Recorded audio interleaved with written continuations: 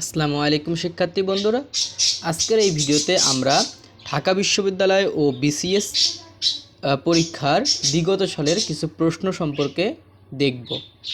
তো প্রথম প্রশ্নটি হচ্ছে, শাহ-ই বাংলা কোন সুলতানের উপাধি ছিল?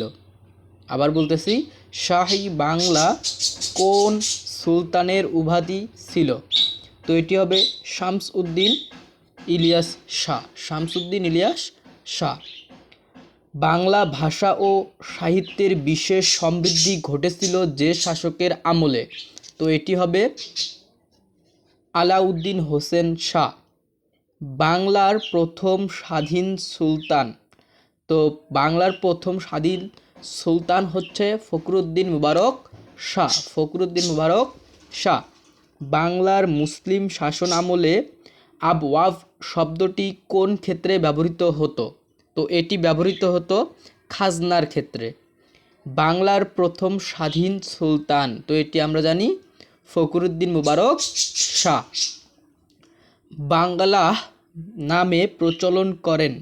তো বাংলা নাম প্রচলন করেন কে?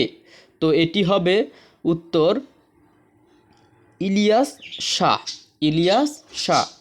বাংলা স্বাধীন সুলতানি শাসনামল শুরু করে? তো এটি হবে 7 খ ফখরুদ্দীন মুবারক শাহ। কোন শাসকের আমলে বাংলাভাষী বাঙ্গালা নামে পরিচিত হয়ে ওঠে? তো এটি হবে 8 নম্বরের মুসলিম। বাংলা কোন সুলতানের আমলে স্বর্ণযুগ বলা হয়? বাংলার কোন সুলতান আমল স্বর্ণযুগ বলা হয়? তো এটি হবে আলাউদ্দিন হোসেন শাহ। বাংলা কোন অঞ্চলকে 360 আউলিয়ার দেশ বলা হয়? তো এটি হবে সিলেট। বখতিয়ার খলজি বাংলা জয় করেন কোন সালে? তো এটি হবে 1204 সালে। সুলতানি আমলে বাংলার রাজধানীর নাম কি ছিল? তো এটি হবে গৌড়।